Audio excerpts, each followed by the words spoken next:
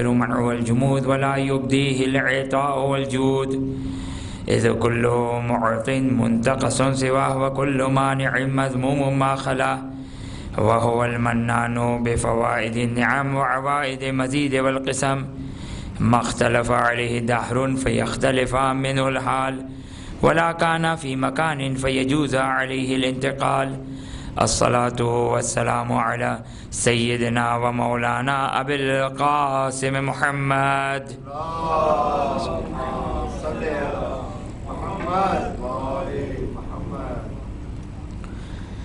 وعلى أهل بيته الطيبين الطاهرين لا سيما مولانا ومولى الكونين أبي الحسن والحسين أمير المؤمنين علي بن أبي طالب عليهما السلام.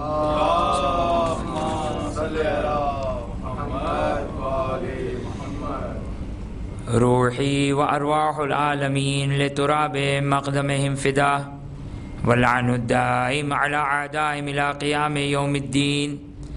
رب اشرح لي صدري ويسر لي أمري واحلل عقدة من لساني يفقه قولي. بسم الله الرحمن الرحيم. اللهم كن لوليك الحجة ابن الحسن صلواتك عليه وعلى آبائه في هذه الساعة وفي كل ساعة وليا وحافظا وقائدا وناصرا ودليلا وعينا حتى تسكنه أرضك طوعا وتمتعه فيها طويلا. اللهم صل على محمد وآل محمد. السلام عليك يا أبا عبد الله وعلى الأرواح التي حلت بفنائك. عليك مني سلام الله أبدا ما بقيت وبقي الليل والنهار ولا جعله الله آخر العهد مني لزيارتكم. السلام على الحسين وعلى علي بن الحسين وعلى أولاد الحسين وعلى أصحاب الحسين. أما بعد فقد قال الله سبحانه وتعالى في كتابه الكريم أعوذ بالله من الشيطان الرجيم بسم الله الرحمن الرحيم. يا أيها الرسول بلغ ما أنزل إليك من ربك وإن لم تفعل فما بلغت رسالته والله يعصمك من الناس إن الله لا يهدي القوم الكافرين. ایک درود پڑھ دے محمد وآل محمد پر.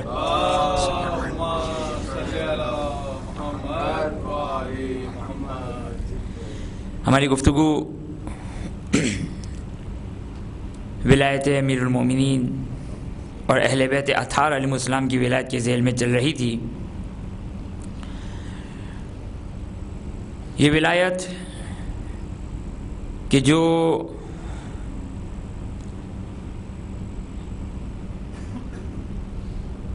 ایک اہم کہ جس کی اہمیت کا اندازہ اس نقطے سے لگایا جا سکتا ہے کہ خداوند متعال نے اس کائنات کو خلق کیا. کس لیے خلق کیا؟ خلق کیا قرآن کی آیت ہے وما خلقت الجن والانس الا لیعبدون. خداوند متعال نے خلق کیا اس کائنات کو، جن و انس کو. اب لیعبدون کا لفظ ہے، میں اس کا ترجمہ عبادت نہیں کرنا چاہتا ہوں. لیعبدون یعنی عبودیت، اگرچہ عبادت وہی عبودیت ہے، لیکن ہم جب عبادت سنتے ہیں تو نماز و روزہ و حج و زکوٰۃ اب چاہے ہم اپنے نفس کے لیے پڑھیں یا اللہ کے لیے پڑھیں یہ عبادت بن گئی نہیں. عبودیت کہتے بندگی یعنی انسان خدا کا بندہ ہو، بندہ بنے انسان. بندگی اس وقت تک ممکن نہیں جب تک معرفت خدا نہ ہو.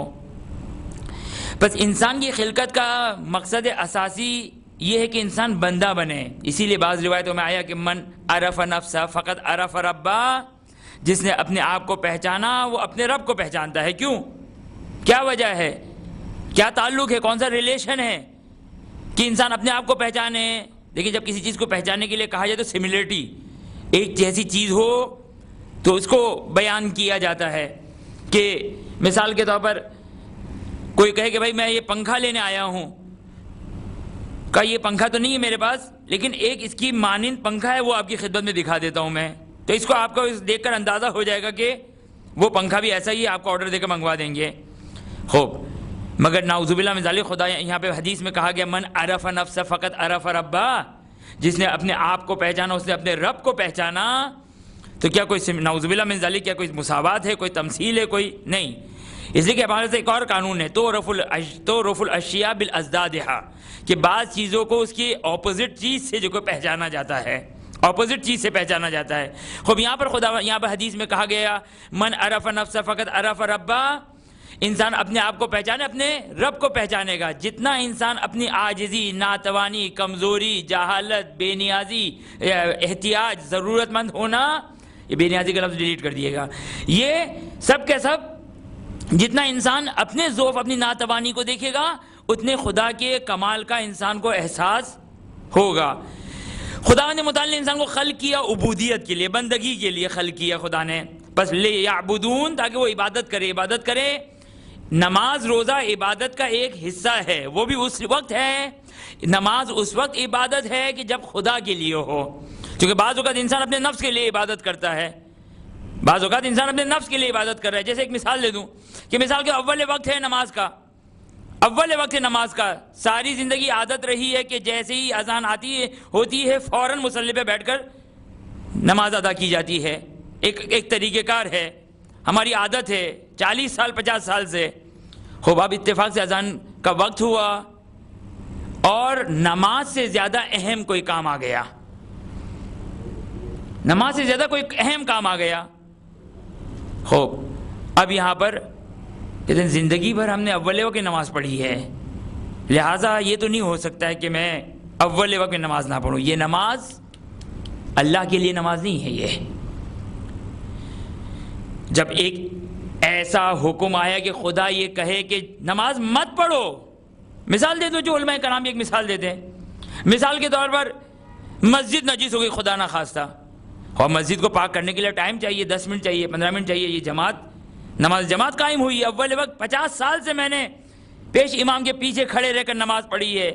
آج مسجد نجس ہو گئی، خود مسجد تو کہیں نہیں جا رہی ہے، جماعت تو چلے جائے گی، جماعت چلے جائے گی، مسجد تو کہیں نہیں جا رہی ہے.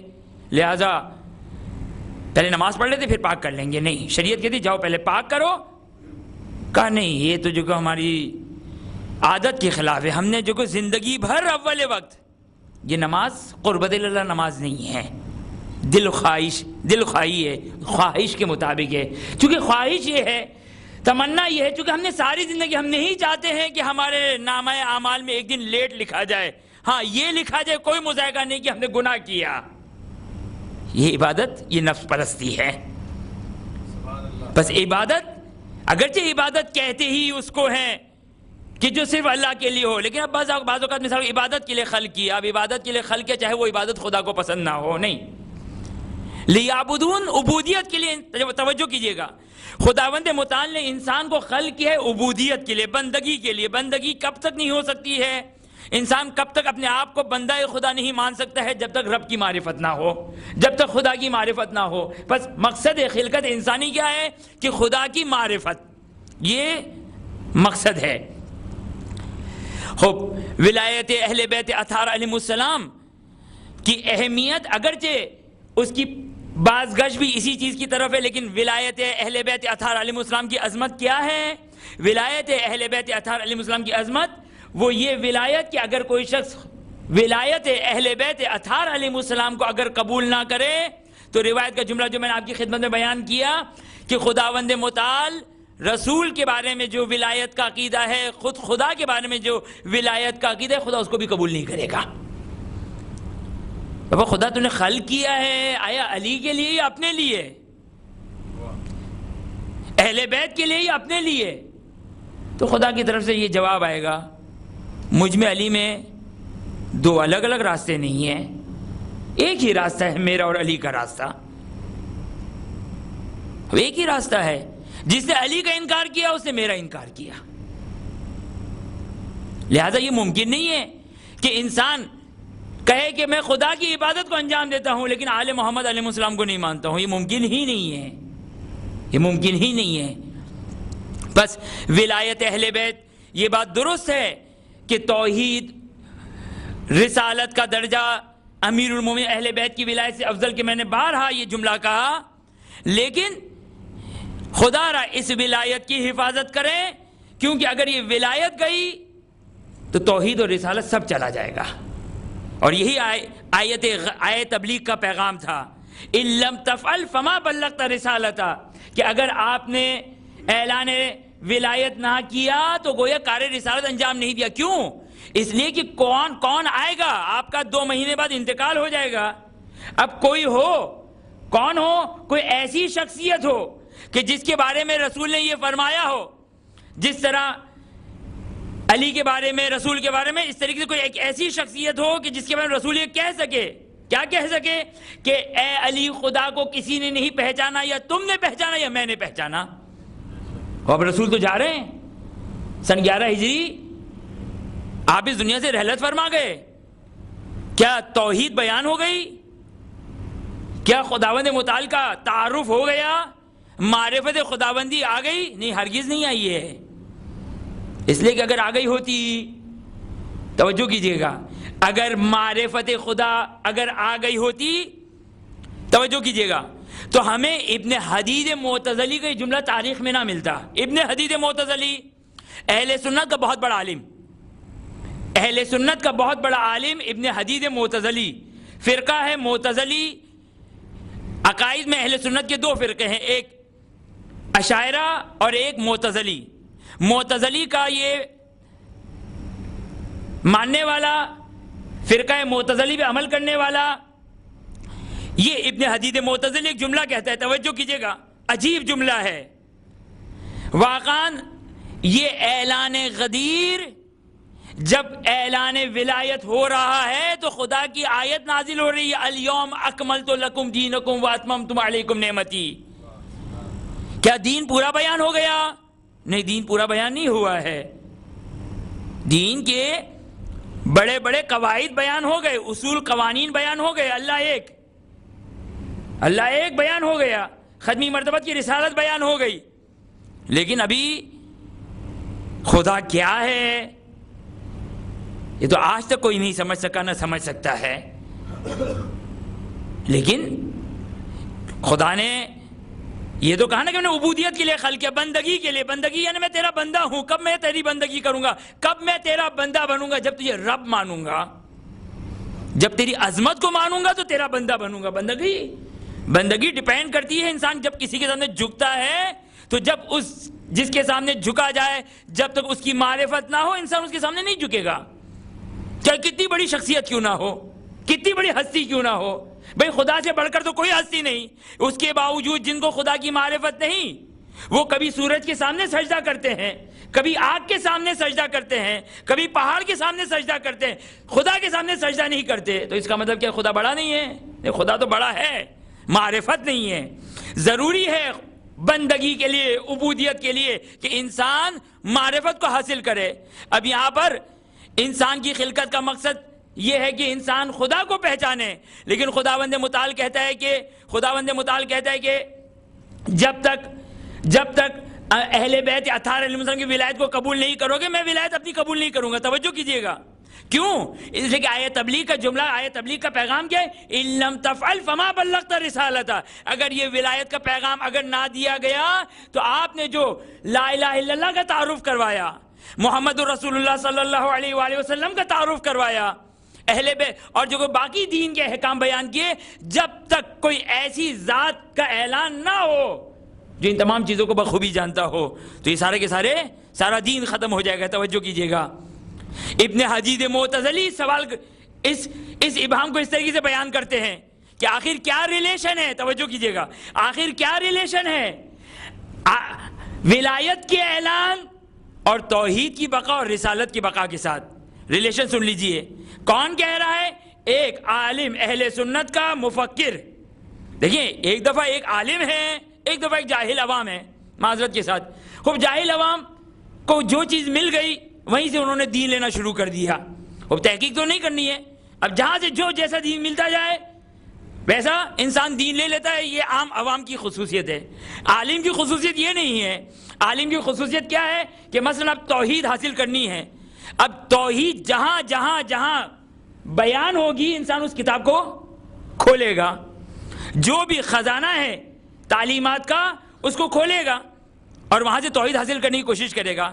اہل سنت کا یہ عالم علماء معتزلی کیا کہتا ہے؟ یہ کہتا ہے کہ ان التوحید والعدل الالہی والمعرف الالہی، یہ ابن حدید معتزلی کہتا ہے کہ توحید، عدل الہی اور جتنے بھی معارف اور اعتقادات ہیں، توجہ کیجئے گا، میں نے سوائے علی ابن ابی طالب علیہ السلام کے کسی کلام میں نہیں پایا. محمد وعلى محمد صلوات. اللهم صل على محمد.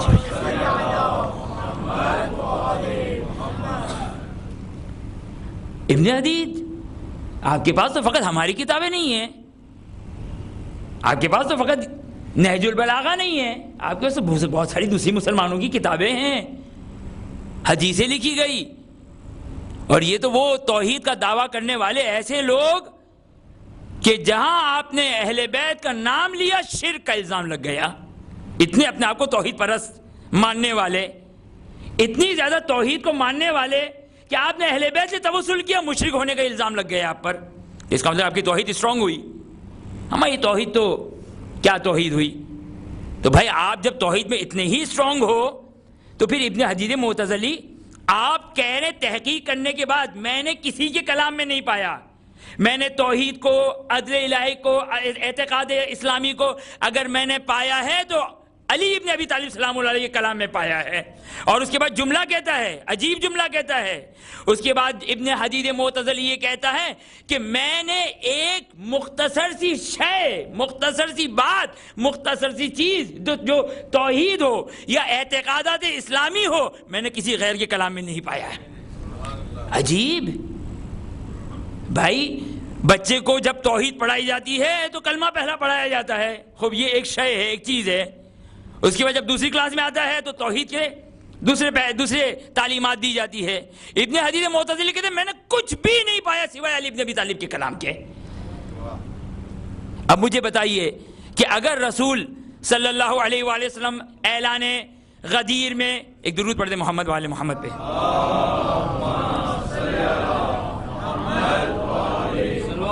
محمد وعلى محمد.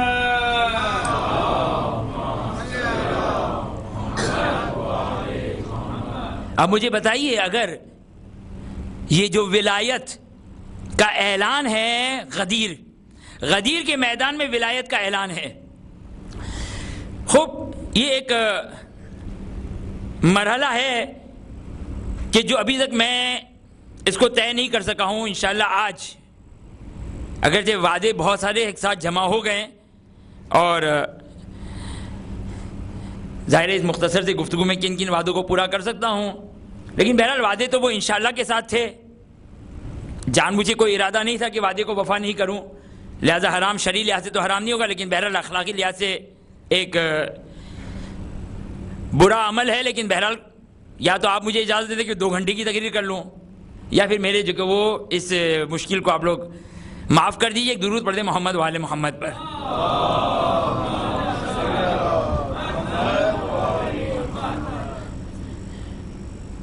غدیر میں یہ جو اعلان ہو رہا ہے، اعلان ولایت، الیوم اکملت لکم دینکم واتممت علیکم نعمتی، اے مسلمانوں آج تم پر دین مکمل ہو گیا، آج نعمت تمام ہو گئی. کیا سب کچھ بیان ہو گیا؟ سب کچھ بیان ہو گیا؟ ہمارے اعتبار سے تو واضح ہے کہ بیان نہیں ہوا ہے. غیروں کے اعتبار سے ابن حدید کا یہ کلام ہمارے لیے کافی ہے. اور اگر کسی کو یقین نہ آئے، ایسا تو نہیں ہے کیا بعد میں کچھ کمی زیادتی ہو گئی ہو، اگر ابن حدید معتزلی کے کلام پہ اگر کسی مسلمان کو اگر یقین نہ آئے تو خود یہ کوشش کر لے کہ آیا توحید نہج البلاغہ میں بیان ہے یا توحید دوسری کتابوں میں بیان ہے. خود تحقیق کر لیں. بھئی میدان ہمارے الحمدللہ، اگرچہ اہل بیت اطہار علیہ السلام نے بہت کچھ کہا تھا کہ غیر اہل نہیں ہیں، ان کے سامنے اپنے دین کو بہت ساری بیان مت کرنا. اب ہماری نااہلی، ہم جو وہ بہت ساری چیزیں لے کر آ گئے انٹرنیٹ پہ، خوب اب جو ہوا سو ہوا. اب ہم یہ کہتے ہیں کہ بھئی دیکھ لو آیا ابن حدید کی بات صحیح ہے یا غلط ہے. پس توجہ کیجئے گا، ابن حدید کا یہ اعتراف یہ خود اس سوال کا جواب ہے کہ یہ الیوم اکملت لکم دینکم، کہ آج غدیر کے دن خدا یہ اعلان کر رہا ہے کہ میں نے دین کو مکمل کر دیا۔ ابھی تو توحید واضح نہیں ہے، توحید روشن نہیں ہے، تو یہاں پر کیا کہنا چاہ رہے ہیں؟ یہاں پر یہ انما ولیکم اللہ ان لم تفعل فما بلغت رسالتہ، کہ اگر آپ نے یہ اعلان ولایت نہ کیا تو گویا کوئی کام نہیں کیا، یعنی کیا؟ یعنی اعلان ولایت اتمام دین ہے، اکمال دین ہے، اس لیے کہ اب اس شخصیت کا تعارف ہو گیا کہ جو دین کو بیان کرے گا، توحید کو بیان کرے گا، جزیات توحید کو بیان کرے گا، وہ بتائے گا کہ خدا کیسا ہے۔ آیا نعوذ باللہ من ذالک وہ خدا اپنا پیر جہنم میں ڈالے گا؟ یا وہ توحید جو امیر المؤمنین نے پہلے خطبے میں عجیب واقعاً، یعنی اگر یہ میں 3 سطرے نہج البلاغہ کے اگر بیان کرنا شروع کروں تو معذرت کے ساتھ بات خوش ہو جائے گی اور شاید میرے علاوہ یہاں پر کوئی موجود نہ ہو۔ 3 سطرے صرف خدا کا تعارف، نہج البلاغہ وہ ضخیم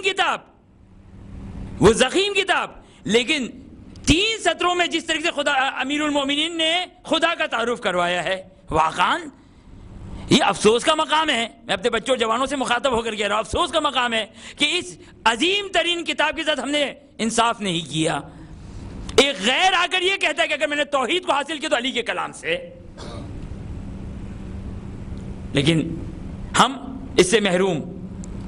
بس توجہ فرمائیں کہ اس وجہ سے ولایت کا پیغام اتنا اہم پیغام کہ اگر یہ ولایت کا اگر پیغام نہ دیا تو توحید کا پیغام نہیں پہنچے گا، رسالت کا پیغام نہیں پہنچے گا۔ اب کیا ہے ولایت کا پیغام؟ توجہ کیجئے گا، ولایت کیا ہے؟ توجہ کیجئے گا، ولایت کیا ہے؟ ختمی مرتبہ حضرت محمد مصطفیٰ صلی اللہ علیہ وآلہ وسلم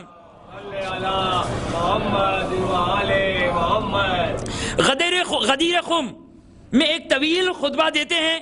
یہ جملہ تقریباً مسلمانوں نے اپنی کتاب میں بیان کیا، اگر جو خطبہ بھی ختمی مرتبت کا جو خطبہ ہے غدیر کے موقع پر جو ختمی مرتبت نے خطبہ دیا ہماری کتابوں میں تو ہے، لیکن غیروں کے کتاب میں بھی وہ خطبہ موجود ہے۔ اس خطبے کا فقط ایک جملہ اس سے میں ولایت کے معنی کو واضح طور پر بیان کرنا چاہتا ہوں کہ ولایت کس کو کہتے ہیں، تاکہ ہمیں پتہ چلے کہ انما ولیکم اللہ ورسولہ والذین آمنوا الذین یقیمون الصلاۃ، کہ خدا تمہارا ولی، اللہ تمہارا ولی، رسول تمہارا ولی اور اہل بیت تمہارے ولی۔ اور یہ جو ہمیں سمجھ میں آئے کہ غدیر خم میں جو اعلان ہو رہا ہے، جس کو علماء کرام نے یہ بیان کیا کہ اہل بیت اطہار علیہم السلام ولایت عظمیٰ اور ولایت کبریٰ کے مالک ہیں۔ اب یہ کیا ہے، کون سی؟ یہ معذرت کے ساتھ ہمارے ماحول میں تو یہ خواتین کے نام ہے عظمیٰ اور کبریٰ۔ سپرلیٹو ڈگری مؤنث میں اس وزن پر آتی ہے، صغریٰ اور کبریٰ کے وزن پر۔ خوب میں نے کہا ولایت عظمیٰ اور ولایت کبریٰ، اکبر، اللہ اکبر، یہ ہے اکبر سپرلیٹو ڈگری کا لفظ جو مذکر ہے، میل کے لیے استعمال ہوتا ہے۔ اسی طرح اعظم، جیسے قائد اعظم، بہت بڑے قائد، بلکہ بہت بڑے نہیں، قائد اعظم کا مطلب کیا ہوا؟ سب سے بڑے قائد، سپرلیٹو، یعنی ان سے بڑا کوئی نہیں۔ تو سپرلیٹو کا مطلب ہوتا ہے کوئی ان کے برابر میں کوئی نہیں ہے۔ خدا اور رسول کے بعد اہل بیت اطہار علیہ السلام، اچھا یہ تو ہو گیا مذکر۔ اگر اکبر کو اگر مؤنث بنائے تو کبریٰ، اعظم کو اگر مؤنث بنائے تو عظمیٰ، یہ کبریٰ عظمیٰ ایک ہی وزن ہے۔ اہل بیت اطہار علیہ السلام کی ولایت کبریٰ ہے، ولایت عظمیٰ ہے، یعنی یہ کہ بہت سارے ایسے دنیا میں خدا کے بھیجے ہوئے افراد ہیں کہ جن کے پاس یہ ولایت موجود ہے، لیکن ولایت کبریٰ نہیں ہے، ولایت عظمیٰ نہیں ہے۔ جیسے میں نے مثال دی تھی کہ میں مثال کو اس ابا کے اوپر ولایت رکھتا ہوں، ولایت کا مطلب اختیار، میرے کنٹرول میں ہونا، میں اس ابا کبا کا مالک ہوں، یہ میری ولایت میں ہے۔ تو اب میری ولایت میں کہوں کہ علی بھی صاحب ولایت، میں بھی صاحب ولایت، نعوذ باللہ من ذالک، یہ تو وہی بات ہو گئی کہ کوئی یہ کہے خدا بھی وجود رکھتا ہے، میں بھی وجود رکھتا ہوں۔ خدا بھی موجود، میں بھی موجود، بس میں ہو گیا نعوذ باللہ من ذالک، نعوذ باللہ، بس میں بھی صاحب ولایت، علی بھی صاحب ولایت. ایسا نہیں ہے، ایسا تو ہے کہ صاحب ولایت ضرور ہے لیکن زمین آسمان کا فرق ہے. توجہ فرمائیے گا، ولایت کا مطلب واضح ہو گیا، کنٹرول، اختیار. میں نے 2-3 دفعہ اس کی مثالیں اپنی پرانی مجلسوں میں دیتا رہا ہوں. میں توجہ کیجیے گا، ختمی مرتبہ نے ایک جملہ کہا ہے، یہ جملہ بڑے غور سے سننے والا ہے، تو اس سے مطلب ولایت بہت آسانی سے انشاءاللہ واضح ہو جائے گا. خطبے میں کیا فرماتے ہیں رسول؟ قبل اس کے کہ اعلان کرے، بڑا طویل خطبہ دیا ہے. خدا رہا میں اپنے بچوں اور جوانوں سے مخاطب ہو کر کہتا ہوں، جب موقع ملے، کوئی چھٹی کا دن آ جائے، کوئی فرصت مل جائے، اس غدیر کے اس خطبے کو ضرور ایک دفعہ پڑھ لیں، ضرور خطبہ غدیر کا مطالعہ کریں. ختمی مرتبہ خطبے کے دوران خطبہ کو تقریباً ختم کرتے ایک سوال کرتے ہیں. اعلان سے پہلے خطبہ دیا، ایک سوال کرتے ہیں، پھر ایک اعلان کریں گے. سوال توجہ سے سنیے گا. ختمی مرتبہ فرماتے ہیں، الست اولا بکم من انفسکم، الست اولا بکم من انفسکم. یہاں پر میں پہلے اس کا ترجمہ کر دوں. رسول تمام مسلمانوں سے سوال کر رہے ہیں. اب میرے ایک سوال کا جواب، کیا فقط حاضرین سے سوال ہے یا کل کائنات سے سوال ہے؟ خوب واضح ہے، کل کائنات سے سوال ہے. کیوں؟ اس لیے کہ نبی، توجہ کیجئے گا، کوئی نبی نہیں بن سکتا ہے جب تک محمد و آل محمد کی ولایت کو قبول نہ کرے. کوئی نبی نہیں بن سکتا جب تک محمد و آل محمد علیہ السلام کی ولایت کو قبول نہ کرے. پس در حقیقت رسول جو ابھی سوال کر رہے ہیں وہ فقط سوال، دیکھیں سوال کرنے کا مقصد یہ نہیں ہے کہ اگر آپ لوگوں نے ہاں کہا، یعنی غدیر خم کے جو افراد تھے، تو پھر بات ہو گئی ورنہ جو کہ میں نہیں ہوں، نہیں، بلکہ در حقیقت رسول ایک اعلان کر رہے ہیں. کیا اعلان کر رہے ہیں؟ سوال کی شکل میں ایک اعلان کر رہے ہیں. کیا؟ الست اولا بکم من انفسکم، کہ کیا میں تمہارے نفوس سے زیادہ میں تم پر ولایت نہیں رکھتا؟ سپرلیٹو ڈگری کا سیکھا، اولا، یہ اکبر کے وزن پر ہے، اولا بھی اکبر کے وزن پر ہے. توجہ کیجئے گا، میں دوبارہ سے اس کا ترجمہ کرتا ہوں، 2 چھوٹی مثالیں دے دوں. رسول نے کیا پوچھا؟ تمام عالم اسلام سے، تمام مسلمانوں سے سوال کیا، الست اولا بکم من انفسکم، کہ کیا میں تمہارے نفس کی نسبت تم سے زیادہ میں ولایت نہیں رکھتا؟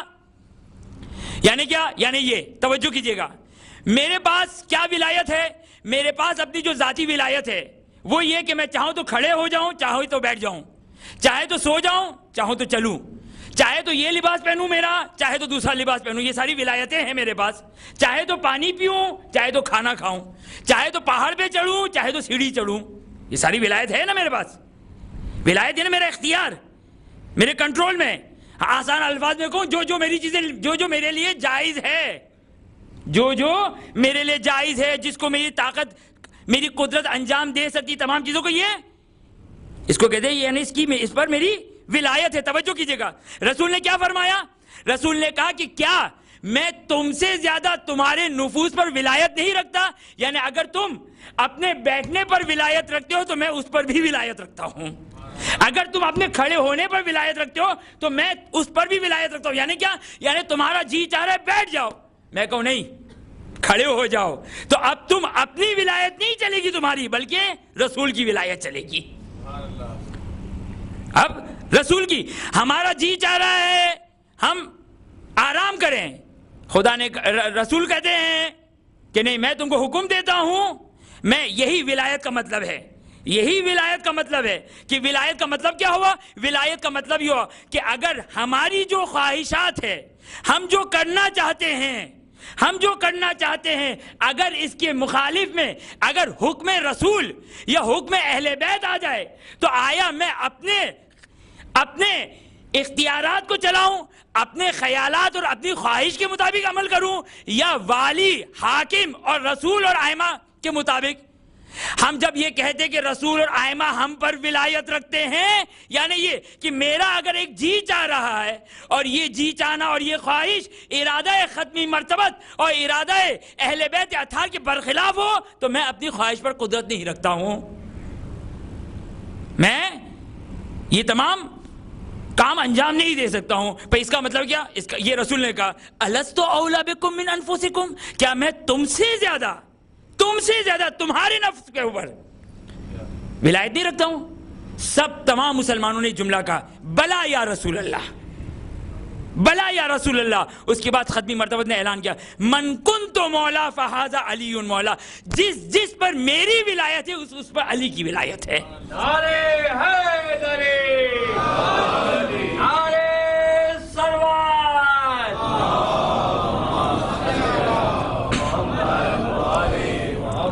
یعنی جتنی ولایت میری وسیع ہے، جتنی ولایت کی وسعت میری ولایت کی ہے. کتنی ہے ولایت کی وسعت؟ کتنی ہے ولایت کی وسعت؟ رسول کی ولایت کی وسعت سوائے ذات باری تعالی، سوائے خداوند متعال کے باقی خدا کی جتنی بھی مخلوقات ہے اس پر ختمی مرتبت کی ولایت ہے. جتنی مخلوقات آپ تصور کر سکتے ہیں، جن، انس اور اس کے علاوہ جمادات، جس پر رسول کی ولایت، علی کی ولایت من کنت مولا، جس کا میں مولا ہوں، جس پر میری ولایت اس پر علی کی ولایت. خوب اب سوال، آیا رسول، توجہ کیجئے گا، آیا رسول کی ولایت حضرت آدم پر ہے یا نہیں؟ ختمی مرتبت کی ولایت حضرت آدم پر ہے یا نہیں؟ آیا ختمی مرتبت کی ولایت حضرت نوح پر ہے یا نہیں؟ آیا ختمی مرتبت کی ولایت حضرت موسیٰ پر ہے یا نہیں؟ آیا ختمی مرتبت کی ولایت حضرت اسماعیل پر ہے یا نہیں؟ آیا ختمی مرتبت کی ولایت حضرت یعقوب ہو، حضرت ادریس ہو، حضرت عیسیٰ ہو، حضرت موسیٰ، آیا ان سب پر ختمی مرتبت کی ولایت ہے یا نہیں؟ واضح ہے کہ ہے. اس لیے کہ خود یہ روایت کی جس کو میں کئی بار آپ کی خدمت میں پڑھ چکا کہ جب رسول یہ کہتے کہ جب تک اہل بیت یہ فرماتے کہ جب تک ہماری ولایت کو کوئی نبی قبول نہ کرے اس وقت تک ہماری، توجہ کیجئے گا، ہماری ولایت کو جب تک وہ قبول نہ کرے نبی نہیں بن سکتا. اس جملے کا مطلب کیا ہے؟ اس جملے کا مطلب یہ آدم تسلیم کر رہے ہیں کہ میں ختمی مرتبت اور آل محمد علیہ السلام کی ولایت کو فالو کروں گا، قبول کروں گا تو وہ نبوت کا عہدہ پائیں گے. حضرت یوسف، حضرت یونس، حضرت ابراہیم، حضرت اسماعیل، یہ 1,24,000 - 1، 1,24,000 میں سے ایک نکال دیں، یہ سارے کے سارے انبیاء اس وقت تک نبوت کے عہدے پر نہیں پہنچ سکتے جب تک سر تسلیم خم نہ کر دے محمد و آل محمد کے سامنے. محمد و آل محمد سر تسلیم خم، یعنی ہم آپ کی ولایت میں ہیں، آپ کے انڈر میں ہیں. بس اب یہاں پر آیا نبی، توجہ کیجئے گا، آیا نبی، خود حضرت موسیٰ، حضرت آدم، حضرت عیسیٰ، حضرت نوح، حضرت ابراہیم، توجہ کے ساتھ، آیا یہ انبیاء خود صاحب ولایت ہے یا نہیں؟ بھائی نبی صاحب ولایت ہے یا نہیں؟ جی ہے. نبی صاحب ولایت ہے. یعنی کیا مطلب؟ یعنی اگر نبی اپنی امت میں اگر کوئی حکم دے، نبی اگر اپنی امت میں کوئی حکم دے تو اس نبی کی امت کے لیے ضروری ہے کہ نبی کی اتباع کرے. اس کا مطلب کیا ہو گیا کہ اس نبی کی ولایت اس امت پر ہے. بس نبی بھی صاحب ولایت، نبی بھی صاحب ولایت، ائمہ اور ختمی مرتبت بھی صاحب ولایت. لیکن ایک ولایت صغرا، چھوٹی ولایت ہے، اور اہل بیت کی ولایت ولایت کبریٰ ہے. یہ ولایت ولایت عظمیٰ ہے، ولایت کبریٰ ہے، جو خدا اپنے ساتھ اس ولایت کا اعلان کر رہا ہے انما ولیکم والی آیت میں کہ اللہ تمہارا ولی، رسول تمہارا ولی، اور وہ تمہارا ولی کہ جو حالت رکوع میں زکوٰۃ دینے والا ہے. ہاں ایک فرق کے ساتھ کہ جو میں نے پہلے بیان کیا تھا اس کو دوبارہ سے مجھے نہیں بیان کرنا کہ اللہ اور محمد آل محمد کی ولایت کے درمیان کیا فرق ہے، لیکن بس یہ واضح ہو گیا کہ ولایت کی کیٹیگریز ہیں. ولایت کی کیٹیگریز ہیں. بس یہاں پر آپ کے لیے یہ بات روشن جب ہو گئی. ایک شرعی مسئلہ سن لیجئے, ایک شرعی مسئلہ نہیں بیان کرنا میرا مقصود, مسئلہ ولایت واضح ہو جائے. ایک بچہ جو نابالغ ہے, توجہ کیجئے گا, ایک بچہ جو نابالغ ہے, اب یہ نابالغ بچہ شرعی لحاظ سے اپنے مال میں استعمال کرنے کا حق نہیں رکھتا ہے. جب تک نابالغ ہے, جب تک بچہ نابالغ ہے, یہ اپنے مال میں استعمال کرنے کا حق نہیں ہے شرعی لحاظ سے. اب اس کی تفصیل فقہ میں اپنی مقام پر. تو کس کے پاس حق ہے بھائی؟ اب اس کے مال کو کیا کریں؟ دفنا دیں؟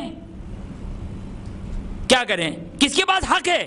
کہا باپ کے پاس ولایت ہے اور دادا کے پاس ولایت ہے. بچے جب تک نابالغ ہے, اب اس کے جتنے بھی اموال ہے, جتنے بھی پیسے ہیں, کوئی گفٹ آیا, سالگرہ پہ تحفے آئے, وغیرہ وغیرہ وغیرہ, یہ جتنا بھی مال ہے بچے کا, نابالغ بچے کا, اس کی ولایت, اب میں لفظ ولایت کو استعمال کروں تاکہ ہم اس سے زیادہ اور قریب ہو جائے, اس کی ولایت یا باپ کے پاس ہے یا دادا کے پاس ہے, نہ ماں کے پاس. ہاں, ماں اگر استعمال کرنا چاہے تو ایک دفعہ پرمیشن لے لے ہمیشہ کے لیے. اب اگر ماں یہ کہے کہ بابا اس بچے کے باپ کی اموال کی ولایت مجھ پر ہے, تو یہ بچہ کی اس کھیت کی مولی. ایک درود پڑھ دے محمد والے محمد پر.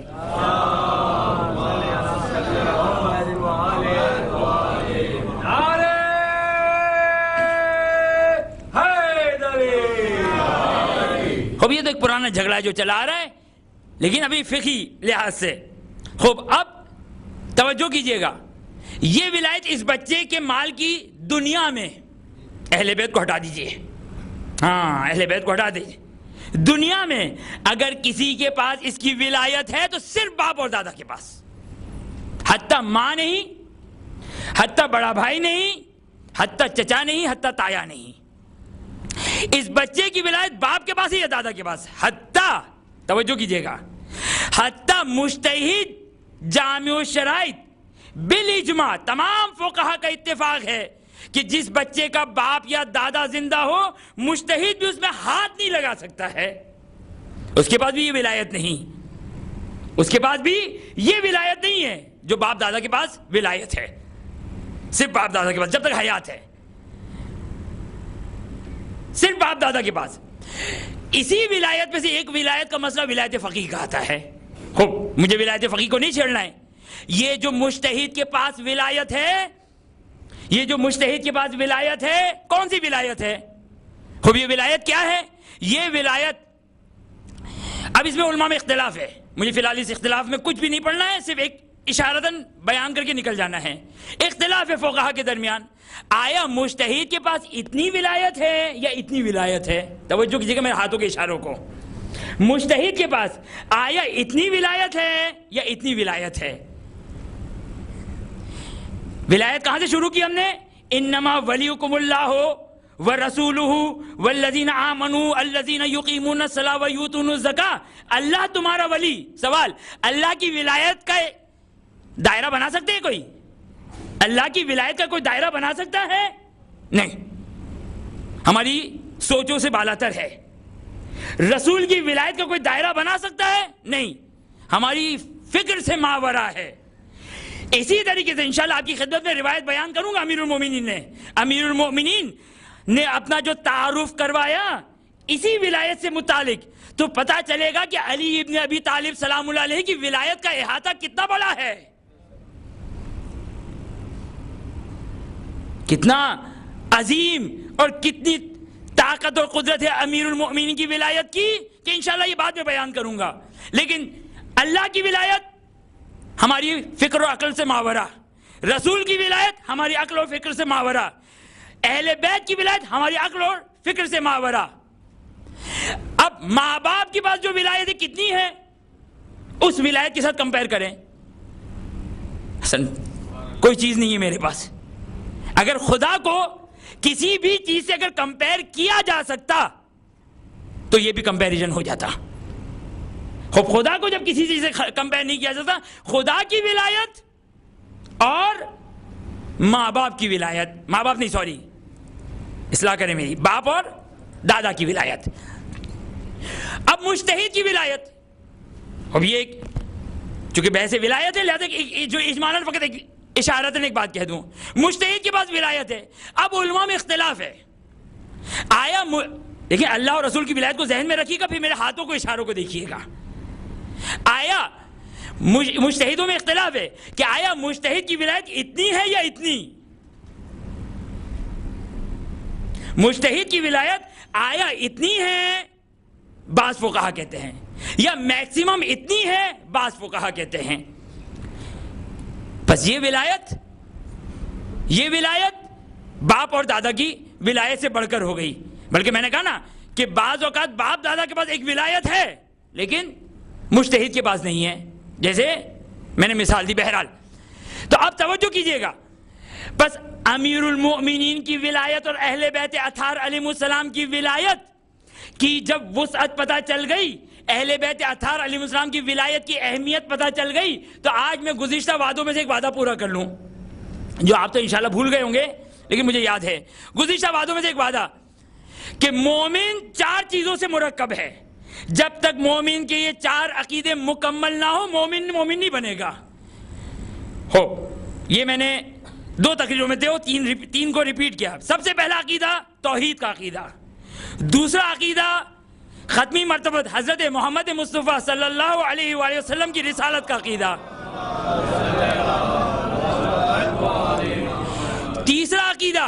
تیسرا عقیدہ علی اور آل علی علیہم السلام 12 اماموں کی ولایت کا عقیدہ، کہ اگر کوئی شخص اس عقیدے میں، اگر توجہ کیجئے گا میرے جملے کو کیونکہ جو بعد والی بات کہنے جا رہا ہوں وہ یہاں سے ریلیٹ ہے، اگر کوئی شخص اگر ان 12 اماموں کی امامت میں اگر ولایت کو، اگر کسی ایک کی بھی ولایت میں اگر کمی کرے وہ مومن نہیں ہے، مومن نہیں یعنی کیا مطلب؟ یعنی اب اس کی غیبت کرنا جائز۔ بس ایک مثال دینی ہے، اس سے زیادہ نہیں۔ ہاں اس کا مال محترم ہے، مسلمان ہے، مسلمان کا مال محترم ہے، مسلمان کا مال محترم ہے، جان محترم ہے۔ اس کی تفصیل پھر جب ظہور ہوگا تو انشاءاللہ اسی وقت واضح ہوگی۔ ایک درود پڑھ دیں محمد وآل محمد پر۔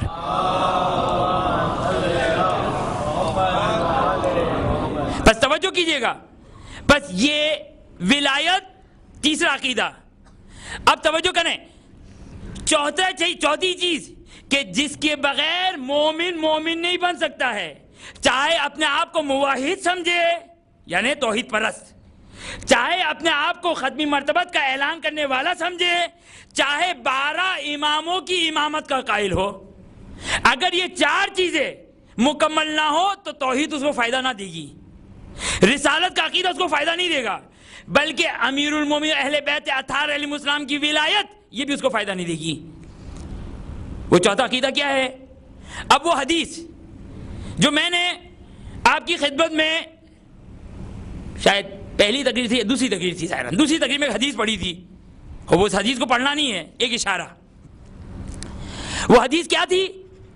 وہ حدیث یہ تھی، امیر المومنین اہل بیت کی ولایت کو ذہن میں رکھیے گا، نبی کے لیے ضروری ولایت، فرشتوں کے لیے ضروری ولایت، ان تمام لوگوں کے لیے ولایت اہل بیت ضروری ہے، اس کے بغیر کوئی نجات نہیں ہے۔ ولایت کا مقام پتہ چل گیا، اب سنیے روایت۔ یہ روایت آپ نے سنی ہوئی ہے، آدھا ایک لفظ رہ گیا تو اس کو مکمل کرنا ہے مجھے آج، اور چوتھا پوائنٹ ہمارے سامنے آ جائے گا کہ مومن جب تک یہ چوتھا پوائنٹ نہ آئے مومن نہیں بنے گا۔ ختمی مرتبت نے کیا فرمایا تھا؟ ختمی مرتبت نے فرمایا تھا، اے علی اگر کوئی شخص، مفہوم روایت، اے علی اگر کوئی شخص حضرت نوح کی عمر کرے، ساری زندگی رات کو عبادت کرے، سارا دن روزہ رکھے، 1000 حج انجام دے، صفا اور مروہ کے درمیان مظلومیت کے ساتھ مارا جائے، اے علی اگر تمہاری ولایت کو قبول نہیں کرتا تو جنت کی خوشبو تک نہیں سونگھ سکتا، جنت کی خوشبو نہیں سونگھ سکتا۔ اس کے بعد ختمی مرتبت کا توجہ کیے، ختمی مرتبت کا جملہ کیا ہے کہ یہ مومن کی چوتھی چیز، جب تک یہ چیز نہ آئے مومن نہیں بنے گا۔ کیا فرماتے ہیں؟ ختمی مرتبت فرماتے ہیں، اے علی اگر کوئی شخص توحید کو قبول کرے، رسالت یعنی رسول کی ولایت کو قبول کرے، تمہاری ولایت کو قبول کرے، بھئی اب تو وہ کام کر لیا جو انبیاء نے کیا، وہ کام کر لیا جو فرشتوں نے کیا. لیکن اب کون سی بات رہ گئی؟ رسول فرماتے اے علی اگر کوئی شخص یہ تینوں ولایتوں کو قبول کرے لیکن اگر تمہارے دشمنوں سے اگر بیزاری نہ کرے تمہاری ولایت بھی قبول نہیں. محمد و آل محمد صلوات.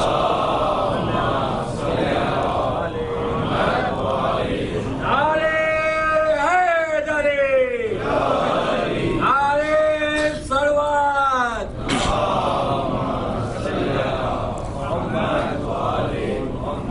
بھئی دشمنان آل محمد ان سے بیزاری ہو بعض چیزیں ہیں جو تقیہ والی ہے. میں نے کل پرسوں کی تقریر میں آپ کی خدمت میں عرض کیا تھا کہ بہت ساری چیزیں جو تقیہ والی ہے، لیکن آل محمد سے بیزاری، اب چونکہ ایک لفظ جو ہم عام طور پر استعمال کرتے ہیں، میں وہ لفظ نہیں کہہ رہا ہوں کیونکہ وہ لفظ اتنے حساس ہو چکا ہے کہ فوراً جو وہ اینٹینا چارج ہو جاتے ہیں اور فوراً وہ رڈار شروع ہو جاتا ہے یہ لفظ کو کیچ کرنے کے لیے. وہ لفظ انشاءاللہ آپ سمجھ گئے ہوں گے، تولا کے ساتھ جو استعمال ہوتا ہے. بیزاری، توجہ کیجئے گا، محمد و آل محمد کے دشمنوں سے بیزاری، توجہ کیجئے گا، محمد اور آل محمد علیہ الصلوۃ والسلام کے دشمنوں سے بیزاری یہ ایک ایسا عقیدہ ہے جو تمام عالم اسلام میں توحید جس طرح ضروری، رسالت ضروری، اسی طرح جس طرح محبت اہل بیت ضروری، اسی طرح محمد و آل محمد سے کے دشمنوں سے بیزاری ضروری ہے. حتیٰ ذہبی جیسا شخص، فخر رازی جیسا شخص یہ اپنی کتاب میں لکھتا ہے کسی کے بارے میں، کیا لکھتا ہے؟ ناصبی. ناصبی کی ڈیفینیشن کیا ہے؟ تمام مسلمانوں کے درمیان ناصبی کی ایک ڈیفینیشن ہے. ناصبی کہتے اس کو جو علی کا دشمن ہو، علی سے جو بغض و عداوت رکھے اس کو ناصبی کہتے ہیں. علی سے جو بغض و عداوت رکھے اس کو ناصبی کہتے ہیں. فخر رازی اور ذہبی جیسے افراد اپنی کتاب میں بعض افراد کے بارے میں ناصبی لکھ رہے ہیں، ان کی مذمت کر رہے ہیں، یعنی جو خود ناصبی وہ کسی ناصبی کی ہے. لیکن آج ہمارا مومن ناصبی کو بولتے ہوئے بھی ڈرتا ہے. لیکن وہاں یہ ایسے مسلم اعتقادات تشیع میں سے کہ ایک ناصبی دوسرے ناصبی پر اعتراض کر رہا ہے، اس کی مذمت کر رہا ہے، اس کی مذمت کر رہا ہے. تو یہ عقیدہ کہ علی اور آل علی کے دشمنوں سے بیزاری، خوب اب افراد میں اختلاف ہے کہ کون ہے، یہ تو بحث نہیں ہے ابھی فی الحال. لیکن کم از کم تنہائی میں بیٹھ کر ہم یہ تو کہیں کہ محمد و آل محمد پر کے دشمنوں پہ خدا لعنت کرے. اچھا اب یہ لفظ لعنت بھی جو وہ بڑا حساس ہو چکا ہے. خوب اہل سنت کی بے شمار روایات ہے، فی الحال موقع نہیں، انشاءاللہ موقع ملا تو کبھی پڑھوں گا. بے شمار روایت ہے جو شارب الخمر ہے، یعنی جو شراب پینے والا ہے خدا کی لعنت ہو اس پر، جو کسی مسلمان کو قتل کرنے والا ہے خدا کی لعنت ہو اس پر. قرآن کی آیت ان الذین یؤذون اللہ ورسولہ لعنہم اللہ فی الدنیا والآخرہ، جس نے اللہ کو اذیت دی، جس نے رسول کو اذیت دی، خدا دنیا اور آخرت میں اس پر لعنت کرتا ہے. اب ہم کون سے پاک و پاکیزہ بن گئے کہ بھئی ہم تو یہ بری بات نہیں کی. خدا سے زیادہ پاک و پاکیزہ، قرآن سے زیادہ پاک و پاکیزہ، نعوذ باللہ من ذالک. ہاں اس کا مطلب یہ نہیں ہے کہ ہم فتنہ و فساد کریں، اس کا مطلب یہ نہیں ہے. اب میں یہ جملہ میں نے شاید اس لیے بیان کر دیا کہ اگر ہماری طرف سے اگر وہ کوتاہی نہ ہوئی ہوتی تو شاید میں ممبر سے ہی بیان نہ کرتا. لیکن اگر آج بھی اگر میں بیان نہ کروں تو یقین جانیے میرے بچے، میری نسل، میرے پوتے، میرے نواسے، بلکہ میری اولاد اصل اس چوتھا عقیدہ کہ جس کے بارے میں رسول نے کہا اے علی اگر کوئی شخص اس کو نہ مانے خدا تمہاری ولایت کے عقیدے کو بھی قبول نہیں کرے گا. ایک شخص ہمارے 8ویں امام علی رضا علیہ الصلوۃ والسلام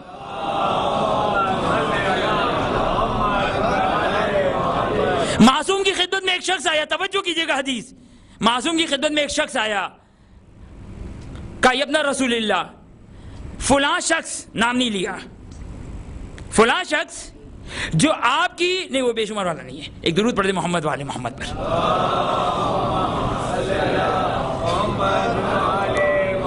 یہ الحمدللہ ایک جو نام ہو گیا نا اس کا فلاں، یہ خود ایک بہت اچھے کام کی بات ہے. یہ اپنے بچوں کو بھی یہ سکھائیں یہ فلاں کس کو کہا کرتے ہیں، لیکن یہاں پہ وہ فلاں وہ نہیں ہے، کیونکہ عربی میں فلاں یعنی وہ، فلاں یعنی وہ. اب چونکہ ہم ممبر پہ سب کے نام نہیں لے سکتے ہیں، لہٰذا جو کہ وہ ہم جو کہ وہ کہہ دیتے ہیں، لیکن یہ اتفاق سے روایت میں ہی فلاں ہیں، یعنی وہ نہیں ہے جس کو ہم سمجھتے ہیں، بلکہ وہ ہے جو راوی کے ذہن میں. ایک درود پڑھ دے محمد وآل محمد پر.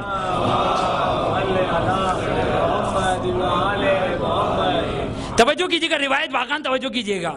معصوم کے پاس یہ شخص آیا، یبن رسول اللہ، ایک شخص جو آپ کی ولایت کو قبول کرتا ہے، آپ کی ولایت کو قبول کرتا ہے، لیکن یبن رسول اللہ ہوا یضعف عن البراءۃ من اعدائکم، یہ شخص تھوڑا سا کمزور ہے، نہیں کا منکر ہے برات کا، تبرہ کا منکر ہے، میں نے بول دیا، نہیں کہا منکر برات ہے، بلکہ کہا یبن رسول اللہ، وہ آپ کے دشمنوں سے برات میں تھوڑا سا کمزور ہے.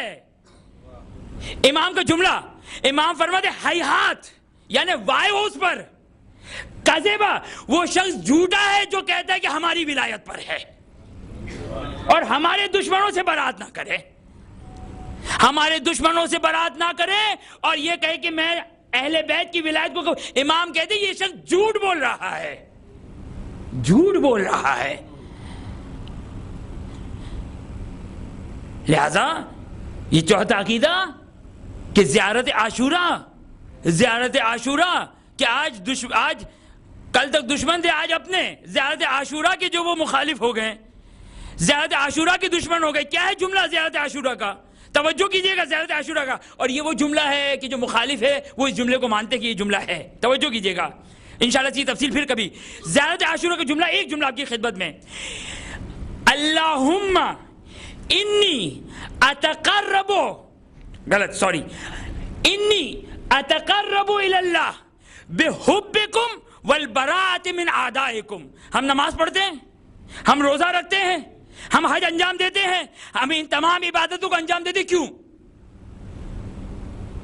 قربت اللہ، تاکہ اللہ کا تقرب حاصل ہو.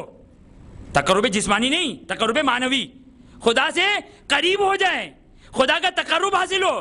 زیارت عاشورہ جو روایت میں آیا حدیث قدسی ہے، زیارت عاشورہ حدیث قدسی ہے کہ آیت اللہ العظمیٰ آگے سیستانی فرماتے ہیں کہ زیارت عاشورہ، یہ جو زیارت عاشورہ جو ہم پڑھتے ہیں یہ اصح سند ہے. اصح سند کس کو کہتے ہیں؟ یعنی سند تو ایک ہوتی ہے صحیح سند، ایک ہوتی ہے صحیح ترین سند، صحیح ترین سند. زیارت عاشورہ اصح سند ہے. کیا جملہ ہے؟ خداوندہ میں نماز روزے کے ذریعے سے نہیں، خداوندہ انی اتقرب الی اللہ، میں خدا کا تقرب حاصل کرتا ہوں کس کے ذریعے سے؟ بے موالاتکم، آپ اہل بیت کی محبت کے ذریعے سے اور آپ کے دشمنوں سے کی بیزاری کے ذریعے سے خدا کا تقرب حاصل کرتا ہوں.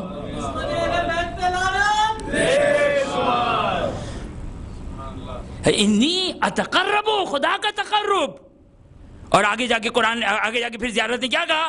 آگے جا کے زیارت نے کہا اکرمنی، تمام تعریفیں اس خدا کی جس نے مجھے عزت بخشی. کسی سے؟ مجھے عزت بخشی کس چیز کے ذریعے سے؟ کہ مجھے اہل بیت کی محبت اور اہل بیت کی ولایت عطا کی، اور عزت بخشی اس چیز سے کہ میں دشمنان آل محمد سے بیزاری کروں. یعنی یہ عزت کا، شرف کا سبب ہے کہ انسان ان اعتقاد کے معتقد ہو جائے. بہرحال یہ چونکہ ہمارا عقیدہ ہے اور ہمارا نہیں، تمام مسلمانوں کا عقیدہ ہے، تمام مسلمانوں کا عقیدہ ہے کہ جو بھی، کیونکہ قرآن کی آیت ہے، کیونکہ قرآن کی آیت ہے، قرآن کی آیت کا کون مخالف ہوگا؟ قُلْ لَا أَسْأَلُكُمْ عَلَيْهِ أَجْرًا إِلَّا الْمَوَدَّةَ فِي الْقُرْبَى، کہ قرآن یہ کہے کہ اہل قربہ میرے رشتہ داروں سے محبت کرو. اب مجھے بتائیے کیا کوئی مسلمان ہے جو قبول کرے کہ دشمنی کرنا جائز؟ کوئی مسلمان نہیں، کوئی مسلمان نہیں ہے. یہ میں تعجب ہے، مسلمانوں سے مخاطب نہیں ہوں، میں تو اپنوں کے درمیان ثابت کر رہا ہوں. کس بات کو؟ کہ ان سے بیزاری غیر بھی مانتے ہیں، کیونکہ قرآن کی آیت ہے. قرآن کہتا ہے میں رسول اجر رسالت مانگ رہے ہیں، محبت مانگ رہے ہیں، لیکن کوئی بات نہیں، نعوذ باللہ من ذالک، دشمنی کرنا جائز ہے. آیا کوئی عقل قبول کرتی ہے؟ بس یہ ناصبی اور دشمنان آل محمد علیہ السلام سے بیزاری، یہ تمام عالم اسلام، عالم اسلام، اس لیے عالم اسلام کی آیے قرآنی ہے. بس انشاءاللہ ہمارا موضوع آہستہ آہستہ کربلا کی طرف پہنچ چکا ہے، چونکہ کربلا کا پیغام اور غدیر کا پیغام یہ ایک پیغام ہے. اسی لیے جب ایک مرتبہ عصر عاشور میرا مظلوم امام جب آخری رخصت کے لیے آتا ہے، عجیب رخصت ہے. ایک مرتبہ میرا مظلوم امام سید سجاد کے حجرے میں جانا چاہتے ہیں، لیکن اب عجیب انداز ہے، تنہا نہیں جاتے ہیں بلکہ اپنے ہمراہ جناب زینب کو لے کر جاتے ہیں. جناب زینب کو لے کر جاتے ہیں. ایک مرتبہ سید سجاد جو غشی کا عالم ہے، سید سجاد کو بیدار کیا. اللہ اکبر، جوان بیٹا بوڑھے باپ کو کس عالم میں دیکھ رہا ہے. ایک مرتبہ سید سجاد کی نگاہ بابا پر پڑی کہ بابا سر سے پیروں تک زخمی ہیں. ایک مرتبہ تڑپ کر سوال کیا، آئین امی حبیب؟ بابا میرا چچا حبیب کہاں گیا؟ کہ آپ کی یہ کیفیت؟ کہا قد قتل، حبیب مارے گئے. آئین امی مسلم؟ کہا مارے گئے. این امی نافع؟ کہا قد قتل. ایک صحابی کا نام لیا، امام نے کہا قد قتل، مارے گئے. تڑپ کر سوال کیا، این اخی اکبر؟ میرا بھائی علی اکبر کہاں؟ امام نے کہا قد قتل. این اخی قاسم؟ قد قتل. ہاں آزادارو جملہ سنیں گے، مقتل کا جملہ ہے. ایک مرتبہ سید سجاد نے گھبرا کر جب سنا نا کہ تمام لوگ شہید ہو گئے، تڑپ کر سوال کیا. ہاں ایسا سوال کیا جس پر نہ کہ فقط سکینہ کو آس تھی، زینب کو آس تھی، بلکہ حسین و سید سجاد کو بھی آس تھی. تڑپ کر سوال کیا، آئین امی عباس؟ میرا چچا عباس کہاں گیا؟ بعض مقاتل میں اس طرح بیان کیا کہ مولا حسین نے جواب نہیں دیا، قد قتل جواب نہیں دیا. اس لیے کہ سید سجاد تمام شہادتوں کو سن سکتے ہیں لیکن مولا عباس کی شہادت کو نہیں سن سکتے. لہٰذا مولا نے ایک جواب دیا. کیا جواب دیا؟ بیٹا سجاد، اب مردوں میں تمہارے اور میرے سوا کوئی باقی نہ رہا.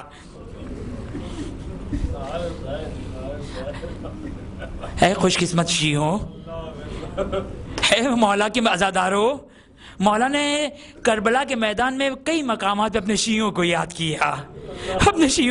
کیا. اللہ وہ مولا جن کے اصحاب مارے گئے، اکبر جیسا جوان بیٹا مارا گیا، بھائی عباس جیسا بھائی مارا گیا، قاسم جیسا بھتیجا مارا گیا. لیکن ہاں شام عصر عاشور بھی جو آخری رخصت کے لیے آیا، اسرار امامت دینے آیا، تو آخری میں ایک جملہ کہتے ہیں، میرا مولا ایک جملہ کہتا ہے. کیا؟ سجاد جب واپس پلٹ کر جانا نا، میرے شیعوں کو میرا سلام دینا.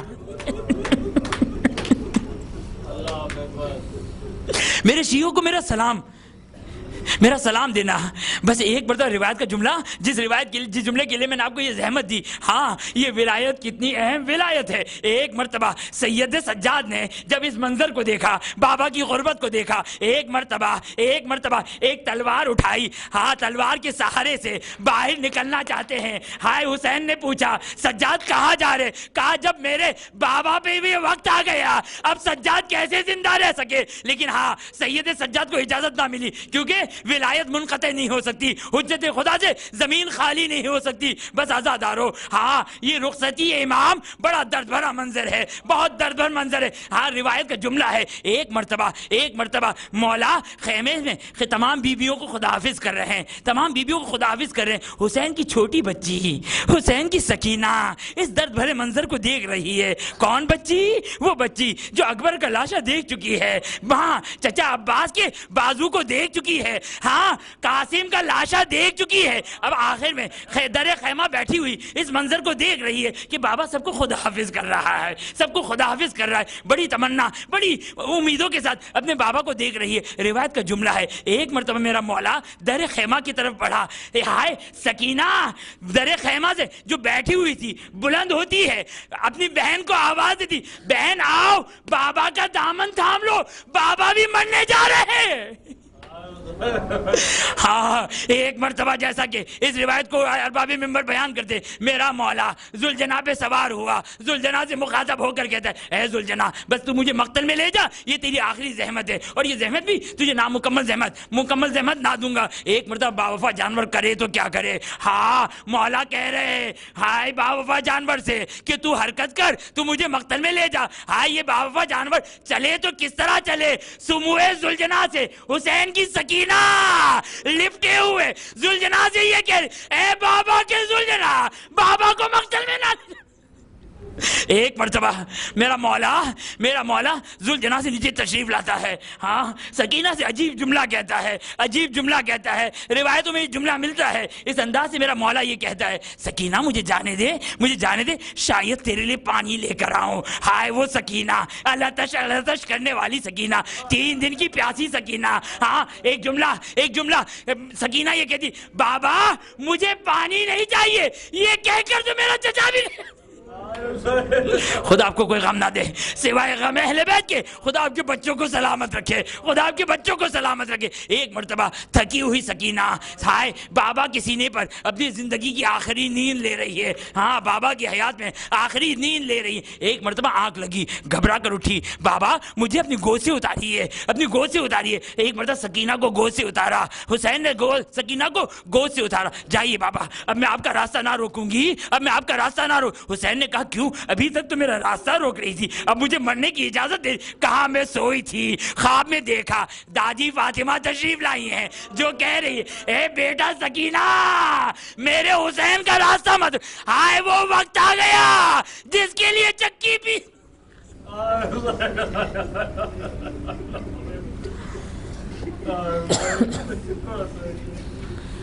اللہ لعنت اللہ قوم الظالمین۔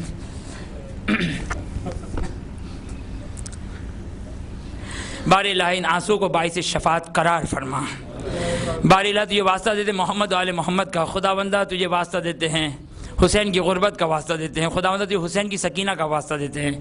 حاضرین مجلس مومن و مومنات جنہوں نے التماس دعا کے لیے کہا، کل مومن و مومنات کی خداوندہ تمام جائز حاجات کو پورا فرما، خداوندہ تجھے واسطہ دیتے محمد و آل محمد کی عظمت کا واسطہ، خداوندہ تجھے باب الحوائج عباس علمدار کی عظمت کا واسطہ دیتے ہیں۔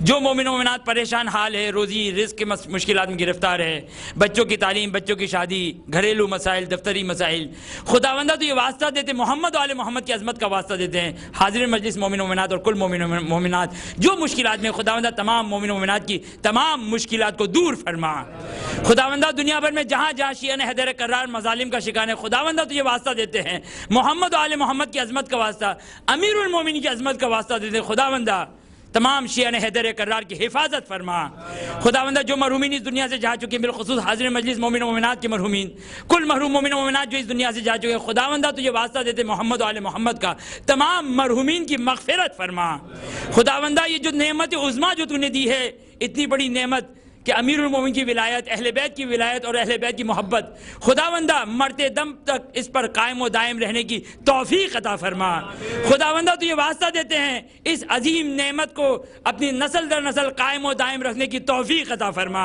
خداوندہ تو یہ واسطہ دیتے ہیں جو واسطہ دیتے محمد و آل محمد کی عظمت کا واسطہ دیتے، جو مومن و مومنات حج و زیارات کے مشتاق ہیں، بالخصوص زیارت سید الشہداء کے، خداوندہ تمام مومن و مومنات کو اپنے گھر اور اہل بیت اطہار علیہ السلام کی زیارت نصیب فرما، خداوندہ تو یہ واسطہ دیتے محمد آل محمد کا اپنی آخری حجت امام عصر و زمان کے ظہور میں تعجیل فرما، ہمیں ان کے آوان و انصار میں قرار فرما، ہمیں ایسا بنا دے کہ ہم سے راضی و خوشنود ہو جائے۔ ماتم حسین۔